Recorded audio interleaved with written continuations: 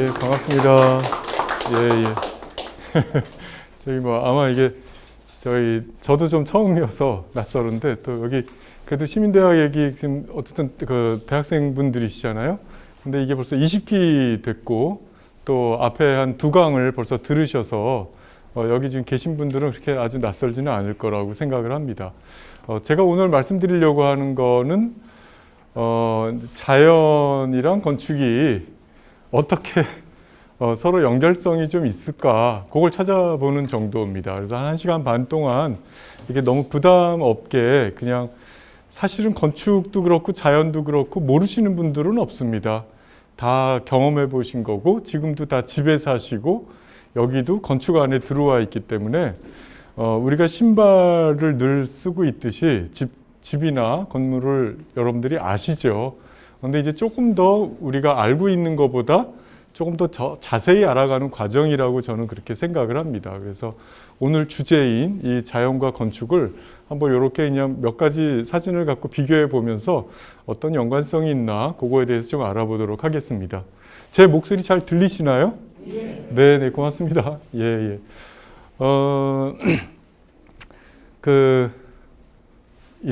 이거를 여기서 이렇게 옮기는 게 좋겠죠. 예. 아까 이제 사실 이제 드리고 싶은 얘기가 이제 많이 있기는 한데, 이제 우리 시민대학 계신 분들의 이제 좀 특성 중에 하나가 각자 다 갖고 계신 영역에서 전문성들이 있지 않으십니까? 그래서 그런 분야랑 지금 이제 건축을 통해서 또 한번 이렇게 본인들의 살아오신 그런 전문성하고 또 이렇게 비교해 보실 수 있는 좋은 시간이 됐으면 합니다. 이제 제가 감히 한자를 많이 알지는 못하지만 이제 자연하고 건축 한번 그냥 한자로도 한번 좀 짚고 넘어가 보고 싶은 생각은 있습니다. 사실 여기 지금 남성분들이 사실 굉장히 많이 오셔갖고 저는 굉장히 힘이 되기도 하고 기분이 좋은데 자연인 많이들 보시잖아요. 저도 굉장히 애청하는 프로그램입니다. 이상하게 빠져들더라고요. 왜냐하면 이제 집안에서 가족들하고는 소통이 점점 잘 안 되고 희한하죠. 그렇게 오래 살았는데. 근데 소통은 잘 안 되는데 이제 자연이라는 데를 이제 나가게 되면 오히려 그 자연 속에서 나만의 어떤 이렇게 세계 같은 게 형성이 되고 막막하지만 그 안에서 이렇게 어떠한 룰을 이렇게 찾아갈 수 있다는 게 참 매력인 것 같더라고요. 당장 보면 자연인 분들 보면 참 대단하다. 저렇게 불편하고 저렇게 어려운 상황을 사시는 것 같아서 불편해 보이지만 또 굉장히 부럽죠. 저는 그렇습니다. 저는 굉장히 부럽더라고요. 왜냐하면 그냥 되는 것도 없고 안 되는 것도 없는데 전혀 부족함 없이 잘 사시거든요. 그래서 저는 앞에 집합주택도 강의하셨고 또 전원주택도 강의하신 걸 들으셨겠지만 건축이 그렇게 사실 대단한 아주 스페셜한 그런 전문성이 요구되는 게 사실은 아니다. 물론 더 좋은 집을 지려면 전문가가 필요하죠. 그리고 잘 짓는다는 건 뭔가 기술도 필요합니다. 그러나 사실은 정말 아무것도 없어 보이는 자연인들의 삶처럼 웬만한 것들이 다 건축이 됩니다. 그리고 자기를 보호할 수 있는, 우리가 이제 정말 자연으로 다시 우리가 회귀해 본다고 하면 아담과 하와를 떠나서 그냥 우리 역시 영장류에 속하는 그냥 일종의 포유류의 동물일 뿐이거든요. 근데 우리가 추위를 피하고 또 조금 더 편리하게 생활을 해나가는데 최소한의 것을 갖추는 데까지는 사실은 그렇게 많이 전문성이나 어려운 기술이 필요하지 않다는 걸 느낍니다. 또 더 놀라운 거는 그분들이 생각보다 훨씬 더 만족하면서 사실 수 있다는 거죠.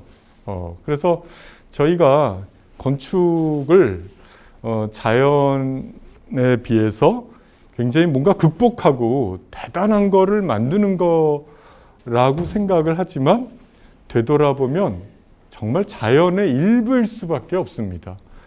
아무리 높은 빌딩, 막말 송도에 67층 뭐가 있든 전 세계 버즈알 아랍이라고 굉장히 초고층 그 사우디에 에미레이트에 있는 그런 건물도 조금 그 지구상에서 단 몇백 미터 상공 내지는 이렇게 1km 반경만 넘어가도 보일까요? 안 보이죠. 그냥 점도 안 될 겁니다. 그러니까 그 자연 전체에 비하면 사실 인간이 뭔가를 만들어낸다는 건 지극히 왜소할 수밖에 없고 해일이나 지진을 얘기하지 않더라도 우리가 건축으로 자연을 뭔가 극복하고 이겨나간다는 말은 어불성설에 가깝다 이런 생각을 합니다. 오히려 저희가 그러면 건축 없이 살겠다 이 뜻이 아니라 건축을 해야 되면 자연을 잘 순응하면서 살아야 되는 게 너무너무 당연한 거고 필수적인 거구나. 예. 그러니까 좋은 건축을 짓겠다고 하는 건 좋은 땅을 찾는 거죠. 좋은 땅이라는 기준도 물론 조금씩 다르겠지만 좀 더 순리에 어긋나지 않는 땅들 그런 걸 골라서 거기서 최소한의 것으로 최대한의 효율을 찾아주는 과정 전체가 다 건축이다. 꼭 벽돌을 쌓고 거기에 알루미늄 외장을 붙이고 멋있는 무언가를 달아야 건축이 되는 게 아니라 그냥 자연의 원리에서 좀 부족한 거를 조금 메꾸고 그리고 장점인 거는 이용하고 그런 정도로만 잘 다듬어도 훌륭한 건축이 된다라고 하는 걸 다시 한번 저희가 환기해보고 싶어서 오늘 이런 주제로 갖고 왔고요.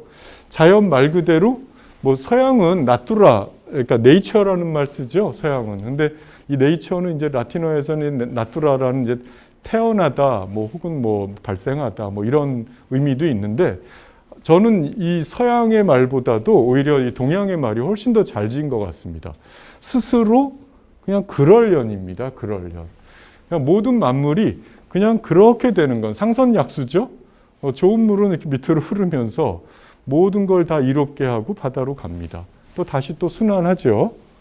그래서 그냥 물이 흐르듯이 바람이 불듯이 또 흙이 쌓이면 쌓이는 대로 또 흐르면 흐르는 대로 그 모든 과정을 그냥 저희가 다 자연이라고 하는 겁니다. 저희가 이제 오해하는 것 중에 하나는 자연하면 뭔가 푸른 잔디가 있고 녹지가 많고 공기가 아주 산뜻하고 이러는 것만 자연이라고 생각하는데 사실은 자연 그 자체는 무섭기도 하고 또 이롭기도 하고 이런 모든 것이 다 복합되어 있는 거죠.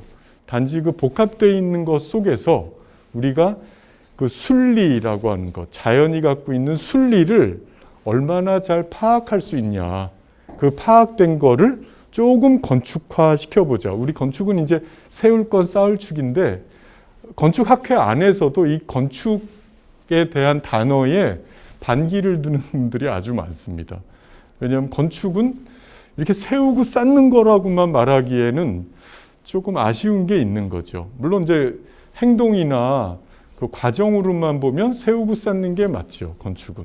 근데 이제 한자는 우리께 더 그러니까 자연은 우리 동양께 더 좋았는데 이 건축은 서양께 조금 더 좋은 것 같긴 합니다. 근데 서양의 단어는 아르케라고 하는 단어와 텍처라는 단어가 합쳐져서 건축이 됐는데 이 서양에서 아르케는 무슨 뜻이냐면 최고로 좋은 이런 뜻입니다. 그리고 혹은 최고로 좋다는 거에 다른 표현으로 원리 이런 말을 씁니다. 그러니까 걔네가 좀 재밌는 건 원리라고 하는 거는 가장 좋은 거를 지향하는 순리입니다. 그거를 원리라는 말을 붙였습니다. 그래서 텍처는 텍토닉이라는 좀 어려운 단어가 있는데 텍토닉이 이제 우리 한자랑 비슷한 거거든요. 텍토닉은 이렇게 뭔가를 구축시킨다는 겁니다. 그러니까 구축시키는 것에서 가장 좋은 것, 가장 원리가 되는 것, 순리 이런 거를 담고 있습니다. 건축이란 그 단어에. 예, 제가 너무 이제 적고 영어 쓰는 것 같긴 한데 건축을 우리는 빌딩이란 말도 쓰죠. 빌딩, 뭔가 이렇게 세운다. 그런데 서양에서는 건축을 절대 빌딩이란 단어에 대입시키지는 잘 않으려고 합니다. 기왕이면 아키텍처지. 왜냐하면 빌딩은 말 그대로 우리 요 한자랑 비슷한 거죠. 세우기만 하는 겁니다. 뭐 세운다는 거는 바디빌더들도 빌딩 시킨다고 하죠. 자기 몸을 만든다 이런 차원에서. 근데 그거로만은 건축을 설명하기 조금 아쉽고, 진짜 건축은 그런 쌓는 거에, 세우는 것에 가장 핵심, 가장 좋은 것, 그 원리.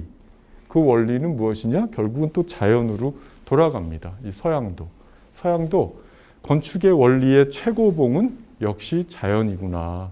자연에서 모든 원리를 다 우리가 배웠구나.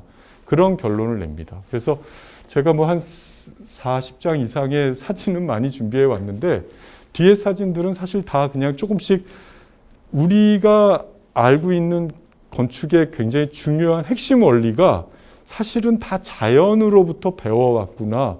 그것에 대한 증명입니다. 그 모든 사진들이. 그래서 그 사진을 뭐 다 보셔도 되고 다 안 보셔도 공감하실 거다 이런 생각을 합니다. 네. 그래서 뭐 일단 첫 장면을 좀 보면 자연이죠, 자연. 예, 우리가 자연하면 뭐 여러분들이 뭐 구글 이미지 내지는 핸드폰으로 그 이미지를 찾을 때 자연 찍어 보시면 제일 많이 나오는 장면들은 다 이런 겁니다. 뭐 산도 있고 바다도 있고 계곡도 있고 바닷속도 있고, 조금 더 넓히자면 우주라는 것도 뭐 자연이라고 할 수도 있겠죠. 어쨌든 그 모든 운행의 원리의 그 전체니까. 그래서 뭐 봄, 여름, 가을, 겨울도 있고, 뭐 더 나가면 이런 은하계도 볼 수 있고 그렇죠. 여기서 감히 뭐 신을 언급하는 건 좀 이상한데, 뭐 어떤 저는 종교를 얘기하려는 게 아니라 신이 누군가가 있다, 혹은 무엇이 있다 이렇게 말하는 종교도 있지만, 또 신을 달리 해석하는 사람들 중에는 신이 꼭 누구 뭐 그리스도 예수냐 마호메시냐 뭐 부처냐 이러기 전에 그 원리가 신인 거죠. 그 순리 자체를 우리가 신이라고 말할 수 있는 겁니다. 그래서 어쩌면 모든 신들의 최종 목표는 사실 많이 비슷합니다. 추구하는 점도 비슷하고 그들이 가리키려는 것도 사실은 똑같다고도 말할 수 있죠. 단지 누구 입을 통해서 나왔냐가 조금 다를 뿐이지, 뭔가 인간이 갖고 있는 선한 의지와 자연이 갖고 있는 원리가 어떻게 잘 만날까에 대한 얘기를 언급하지 않는 신은 없습니다. 예, 그리고 또 신이 과연 나 바깥에 존재하는 거냐, 결국은 우리들이 만든 거냐, 뭐 이런 논의도 할 수 있겠죠. 그래서 나도 자연의 일부고, 자연의 일부라고 하는 건 뭐든지 이렇게 흘러가는 운행, 뭐 동양에서는 뭐 음양오행도 말할 수 있고 뭐 여러 가지를 또 언급할 수 있는데, 그런 모든 흐름의 과정, 이거 자체가 자연이겠죠. 예, 우리도 뭐 결국은 태어났으니까 죽는 거고, 집은 안 그렇습니까? 뭐 아무리 뭐 피라미드, 뭐 이탈리아에 뭐 몇천 년 된 뭐 콜로세움이니 뭐 판테온이 있다고는 하지만 그것도 결국은 다 소멸하는 거 아닐까요? 뭐 먼지가 돼가고 있는 겁니다. 시간이 돌이니까 좀 시간이 오래 걸릴 뿐이지 다 소멸하고 또 다시 또 생성하고 그런 과정이겠죠. 예. 그래서 근데 자연을 이렇게 그냥 이렇게 보면 뭘 배울 게 있나 싶지만, 이제 다다음에 조금 더 가서 보여드릴 장면은 자연을 조금만 더 마이크로하게 보거나 자연을 조금 더 매크로하게, 그러니까 더 현미경으로 섬세하게 보거나 아니면 조금 더 망원경으로 넓게 보거나 이렇게 했을 때 그 원리들이 보인다는 거죠. 우리가 그냥 일정한 거리로만 갖고 있는 이 자연 속에선 그렇게 원리가 많이 안 보일 수 있는데, 그 자연에 조금 더 가까이 보거나 자세히 보거나 아니면 조금 더 넓게 보면 그 원리들이 굉장히 많이 보인다. 근데 그 원리들을 그대로 건축으로 갖고 왔구나라고 하는 걸 우리가 볼 수 있게 될 것 같습니다.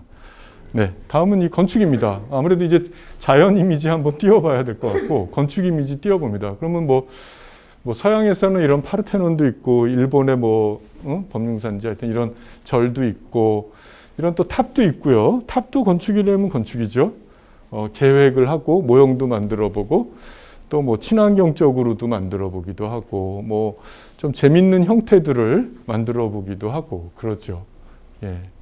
그래서 건축은 뭐 지금 이제 이미 시민대학에서도 이걸 건축대학이 만들 수 있다라고 하는 건 이제 건축은 사실 삶의 그냥 필수적인 용도를 넘어서 이제 문화가 돼가고 있다라는 걸 우리가 이제 공감은 하고 있는 거죠. 그래서 뭐 음악, 미술, 뭐 공연, 뭐 연극, 뭐 이런 거를 포함해 어떤 좀 물리적인 걸 더 다루는 것 중에 건축도 우리가 문화를 논할 수가 있다. 예, 조각을 논할 수도 있지만 조각에서만 보여지는 형태 얘기가 아니라 그 속에서 사람이 사는 것들 자체가 다 문화가 될 수 있다. 이런 거로 넘어오고 있는 거죠. 그래서 뭐 우리가 좀 부러워하는 선진국은 건축이 그 문화의 자리에서 굉장히 중요한 역할을 하고 있고 우리도 이제 조금씩 그렇게 가기 때문에 여러분들의 삶이 조금 더 풍요로워진다는 건 좋은 집, 비싼 집에 사는 게 풍요로운 게 아니라 작은 집도 얼마나 재밌게 볼 수 있냐. 작은 집, 허름한 집 속에서도 얼마나 그 흥미롭고 얼마나 또 놀라운 발견들을 할 수가 있냐. 그런 원리들을 볼 수가 있냐. 이게 곧 문화의 높이를 이렇게 만들어 가는 거다. 이런 생각이 듭니다. 뭐 돈이 많은 나라에서 비싼 건축물만 많이 짓는 거, 그거 돈 있으면 다 하는 거 아닙니까? 그거는 어쩌면 별로 뭐 좋은 집을 좋다고 비싼 집을 비싸다고 얘기하는 건 별로 문화가 아니고요. 그거는 그냥 뭐 자본을 자랑할 뿐이죠. 그런데 굉장히 허름하거나 오래됐거나 이런 것 속에서도 굉장히 아름답거나 놀라운 걸 발견할 수 있거든요. 그런 거에서 바로 컬처, 문화라는 게 만들어지는 거죠. 우리는 그런 거에서 오히려 더 감탄하고 그런 것 속에서 세상의 또 원리를 알아가고 사람 사는 원리도 알아가기 때문에 우리가 이제 건축을 문화 속에서 다루는 거는 그 속의 원리들이 우리들한테 어떤 삶에 대한 지식을 확장시켜 줄 수 있기 때문이다. 이렇게 생각을 합니다. 앞으로 한 두세 페이지만 한글을 조금 더 보고 그 다음에 한 40페이지는 다 그냥 그림이니까 걱정 마시고 이제 비교하는 그림만 보시면 되겠습니다. 그래서 지금 앞에 제가 한 말을 한번 이렇게 정리를 해봤습니다. 자연이라는 건 뭐 어쨌든 신이 있든 빅뱅 때문이든 어떤 에너지에 의해서 만들어졌다고 치고요. 이 자연이, 지구가, 우주가. 그래서 그거를 오히려 미지의 것이니까 저희는 오히려 그걸 더 창작물이다. 이렇게 말할 수 있고 인간은 사실은 창조나 창작을 한다는 건 굉장히 교만한 표현이죠. 우리는 거기에 뭔가를 수정하고 뭐 이렇게 보완하면서 제작해 가는 정도겠죠. 제작. 우리는 이제 좀 창의성을 발휘하기 위해서 학생들한테도 창작을 해봐, 창의성을 발휘해봐 이러긴 하지만 그럼에도 불구하고 진정한 창작은 이 우주고 세계고 자연이고 우리는 거기에서 뭔가 무의식적으로 받은 지식들로 자연으로부터 받은 무의식적 그 어떤 지식을 통해서 조금 유사한 제작물을 만들어내는 거죠. 그래서 뭐 건축가들에게 주는 상, 프리츠커상 같은 거는 굉장히 알아주죠. 건축계의 막 노벨상이다, 막 뭐 상금도 많이 주고 막 굉장히 띄워주죠. 하지만 그 많은 그 프리츠커상 받은 사람들의 진정한 핵심은 다 자연에서부터 배운 걸 응용한 거에 불과하지 그 사람이 뭐 천재적이거나 아니면 굉장히 연구를 해서 새롭게 만들었다? 그런 건 사실은 별로 없다. 아니, 단 하나도 없다. 모든 건 다 자연에서 배운 걸 응용해서 그 응용한 걸 조금 적용했을 뿐이다.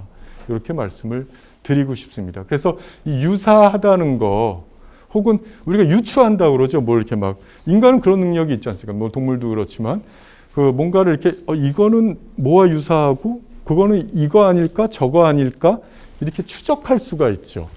그런 유추의 능력이 사실은 건축을 하게 한 거고 또 유추는 그럼 어디서 온 거냐? 결국은 우리가 기억할 수 있다라는 거, 기억의 습관으로부터 온 거여서 우리의 인간 안에 내재되어 있는 본능 중에 그 유사성을 찾는 본능, 유사성을, 그 유전자인지는 모르겠지만 그 유사성을 찾는 본능이 이 건축을 하게 만들었다. 뭐 이미 아시겠지만 제가 오늘 언급하지 않더라도 개미도 집을 짓죠. 벌도 집을 짓죠.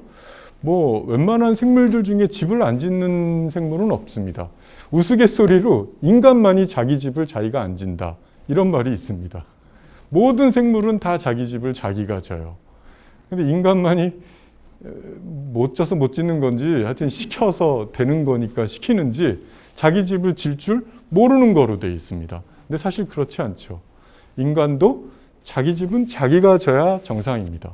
그래서 여러분들이 만약에 건축가들을 만나서 어떠한 뭐 크든 작든 어떤 건축물을 요구하실 수 있는 그런 클라이언트 입장이 되면 여러분들의 그 본인의 취향과 성향을 강력하게 주장하셔야 돼요. 그냥 건축가가 알아서 해주세요. 뭐 건축을 많이 해보셨으니까 좋은 집을 져주세요. 이래서는 저는 안 된다고 봅니다. 나는 어떤 걸 좋아하고 난 어떤 성향이 있고 나는 뭐는 편하지만 뭐는 불편해요. 그러니까 나에게 맞는 집을 져주세요. 이렇게 당연히 얘기할 수 있어야 되는 겁니다. 그거를 어떤 이론이나 그 유명하다는 거에 맡긴다는 건 너무 바보스러운 일이겠죠. 자, 그래서 하여튼 뭐 제가 이런 걸 자꾸 왜 넣는지 모르겠는데 부분과 전체, 건축은 부분이고 자연은 전체다. 뭐 이 하이젠베르크라는 사람은 이제 굉장히 유명한 과학자죠. 현대 과학을 이끈 뭐 근데 저분은 과학자지만 철학자이기도 하죠. 그래서 저는 모든 건 부분과 전체의 관계다. 그 얘기만 하고 넘어가려고 하고 시인도 시인의 시인일 수 있는 건 뭐죠? 그게 뭔가 그냥 놓여 있는데 누구는 시인이 되고 누구는 시인이 안 된다? 그 차이는 뭘까요? 시인은 그 유사함을 찾으면서 그 은유나 상징으로 그 유사함의 매혹에 빠진 사람들이 저는 시인이라고 생각합니다. 그러니까 똑같은 돌을 보고 누구는 그 돌 속에서 더 무언가를 더 볼 수 있는 사람, 상상할 수 있는 사람, 아니면 기억할 수 있는 사람, 혹은 유추할 수 있는 사람. 꽃을 보고 그냥 꽃이네, 꽃이야. 이런 사람도 있겠지만 난 이 꽃을 보니 뭐가 생각나고 또 뭐가 생각나고 뭐가 생각나서 그런 사람들은 시인이 된 거죠.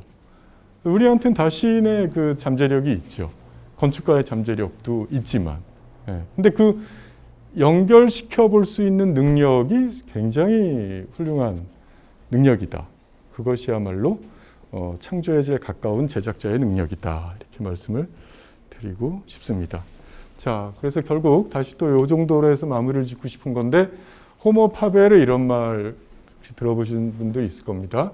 결국 이제 도구적 인간이라는 건데 인간은 뭐 프로메테우스 불 뭐 이런 거 얘기하지 않더라도 도구를 사용할 수 있다는 것이 뭐 신이 계시다면 어떤 다른 자연 속의 생물보다 우리한테 굉장히 큰 능력을 준 거죠. 물론 도구를 인간만 다루냐? 그건 또 아니란 말 있죠.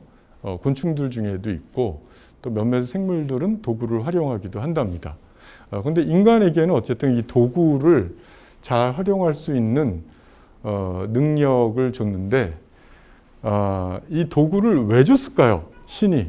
이런 생각을 해볼 때 약간 뭐 이제 기독교적으로 좀 보자면 인간이 낙원에 있다가 쫓겨났다고 그러잖아요. 뭐 신한테 대들어서든지 아니면 뭐 어쨌든. 그래서 인간이 이제 요건 약간 이제 우화 같은 건데 인간이 자연으로부터 배속됐다가 자연 속의 한 일부로 됐다가 거기서 쫓겨났다면 혹은 거기서부터 분리가 됐다면 결국 인간은 도구를 다룰 수 있는 능력이 왜 생겼냐? 결국은 다시 자연으로 돌아가기 위함이라는 겁니다. 그게 뭐 어머니의 품이든 신의 품이든 우리가 이제 뭐 자연에 독립적으로 그걸 뭐 어떤 철학자들은 기투됐다, 피투됐다 뭐 이런 말도 쓰거든요. 던져진 거죠. 우리가 이렇게 태어난 건. 그리고 사회 속에서도 얼마나 많이 이렇게 던져집니까? 그런데 우리가 이 던져진 상황을 늘 아쉬워한다는 거죠. 그래서 그거를 그 던져진 상황의 위기나 어려움을 이렇게 보완하다 보면 결국은 나의 방어적인 모든 행동이 사실은 자연으로 다시 돌아가려고 했던 그 과정에 불과하다. 뭐 이런 표현을 쓰게 되는 겁니다. 그래서 우리가 뭐 건축뿐만 아니라 여러 디자인 중에 뭐 유행하는 양식들 굉장히 많겠죠. 그리고 개인적인 취향들도 다 다를 것 같고. 그런데 결국은 바로 이 보편적이라는 것. 보편의 최고가 뭐겠습니까? 결국은 자연입니다. 보편을 일반과 조금 구별해서 설명하는데 일반은 그냥 뭐가 하나 만들어졌다가 많아지면 그걸 일반이라고 합니다. 그런데 일반이란 용어, 제네로스하다는 거랑 이 보편은 되게 다른 건데 보편은 사실은 진리죠, 진리. 그러니까 인간에게 양심이 있다라는 게 일종의 진리인 것처럼 뭐 어린애가 절벽으로 기어가면 사람이라면 다 말리지 않겠습니까? 이 애기가 뭘 모르네 하면서. 그리고 연민의 생각이나 뭐 어떤 자비의 생각 이런 것들도 다 본능인데 그런 본능에 옳은 거를 이제 보편이라고 하는 겁니다. 그리고 그 보편의 정당성을 다시 찾아가는 것. 이것이 인간이 도구를 쓰는 이유인 거거든요. 그래서 제가 좀 말이 좀 어려워졌는데 인간이 도구를 다룰 수 있다고 절대 자연을 이기고 뭘 자연보다 더 나은 걸 할래 이렇게 생각하면 큰 오산이다. 그걸 말씀드리려고 하는 겁니다. 인간이 도구를 다룰 수 있는 능력은 단 하나, 자연으로부터 우리가 배척됐던 것에서 다시 가장 자연스러운 자연으로 돌아가기 위함이 오히려 도구를 다룰 수 있는 능력을 준 것이다. 이렇게 설명을 하고 싶습니다. 그래서 흔히 도구적 인간하면 우리가 뭔가를 굉장한 걸 이룰 수 있을 거라는 착각을 하는데 사실은 그게 아니라 내가 아무리 뭔가를 좋아하는 걸 많이 해봤어도 결국은 그건 내가 가장 자연스러운 자연 속에 들어가려고 하는 과정에 불과하다. 이런 얘기를 꺼내고자 했던 겁니다. 네. 그리고 여기까지부터인데 이분은 누구냐면 끝으로 르꼬르비제라는 사람인데 앞에 두 선생님들 중에도 언급했을지 모르겠어요. 근데 적어도 건축과를 들어왔을 때 이제 대학이니까 이제 여러분들이 일종의 이제 건축 대학을 들어오신 거거든요. 그래서 건축과를 들어와서 제일 먼저 만나는 가장 유명한 건축가의 이름을 대라고 하면 바로 이 사람입니다. 르꼬르비제라는 사람인데 말도 조금 이상하죠. 르꼬르비제. 프랑스계 스위스 사람인데 어쨌든 이 건축과를 접하면서 건축을 학문으로 접하면서 제일 유명하다는 사람은 바로 그러니까 뭐 이 사람 말고 더 유명한 사람도 있겠죠. 근데 그래도 제일 많이 알려지고 제일 많이 익숙한 사람이 바로 르꼬르비제라는 사람입니다. 이름 속에 까마귀라는 뜻이 들어있는데 근데 이 사람도 결국은 최종적으로 설명하는 건축에서 좋은 건축가가 되려면 할 때 연필로 식물과 잎사귀를 그려봐라 라고 하는 정도에서 이 사람의 모든 건축관이 다 함축돼 있다 이렇게 말해도 과언이 아닙니다. 천재 중에 천재라고 말하는 사람이거든요. 왜냐하면 지금 현대 건축에 엘리베이터를 쓰고 뭐 구조, 뭐 기능, 또 뭐 방들이 이렇게 옛날 전통적인 방이 아니라 자유로워진 방, 뭐 등등 이 사람이 개발해낸 게 상당히 많아요. 그런데 저 유명한 분이 최종적으로 한 얘기는 결국은 뭐 자연이고 뭐고도 설명할 거 없고 학생들이 식물 하나에 잎사귀 하나를 잘 그려보면 거기서 모든 원리를 배울 수 있어 라고 하는 말로 이 건축을 정의하기도 합니다. 좀 더 나가자면 뭐 조개 껍데기든 구름 형태든 뭐 등등 이 모든 것들 속에서 건축은 원리를 보여주고 있었다 이렇게 말을 하고 있는 겁니다. 그래서 이제 결론인데 건축의 원형이란 원형을 이제 이렇게 굳이 한글로 또 바꾸면 본디의 꼴이거든요. 본디의 꼴, 원래의 모습, 원래의 모습은 이제 원형이라는 건데, 건축의 진짜 원래 모습이 뭘까? 이런 걸 질문해 보면, 뭐 굉장히 다양하겠죠. 다양한데 가장 자연스러운, 그냥 그 스스로의 그럴 수밖에 없는 모습, 이게 건축이어야 된다는 겁니다. 그래서 저는 이제 학교에서 학생들을 가리키는 선생이기도 하지만, 많은 학생들이 건축가를 와갖고 과도한 열정으로 여태까지 보지 못한 건물을 접어이고 싶어요. 아주 색다르고 정말 특이한 거를 지을래요. 이러면 처음에 1, 2학년 때는 아유 그래 의지가 좋다 이렇게 해서 칭찬도 해주지만, 만약에 4학년까지 그런 생각하면 혼나야 돼요. 건축은 그렇게 특이하고 못 보던 걸 하는 게 아닙니다. 늘 있던 것에서 지식이 나오는 거기 때문에, 정말 이제 수준 높은 건축가가 될수록 못 보던 형태를 만드는 건축가가 아니라 언제 봐도 아름다울 수 있는, 그 말은 언제 봐도 그 모습이 가장 안정적이면서 가장 편안하고, 그러기 때문에 계속 새로움이 보여질 수 있는, 어쩌면 밍밍한 것 같지만 그런 것이야말로 가장 깊은 맛을 내는 그런 것 쪽으로 성장하게 되어 있습니다. 저는 이제 학생들한테 가끔 냉면 비유를 하는데, 고급 냉면일수록 밍밍하잖아요. 자극적인 냉면은 쉽게 만들 수 있다는 표현이 좀 조심스러운데, 그거는 흉내낼 수 있는 거죠. 근데 진짜 깊은 맛의 냉면은 흉내내기 어렵죠. 왜냐하면 더 밍밍하면서 그렇지만 아주 깊은 무엇을 갖추니까. 그래서 건축도 본디의 꼴로 돌아가야 된다, 이런 말을 하고 싶습니다.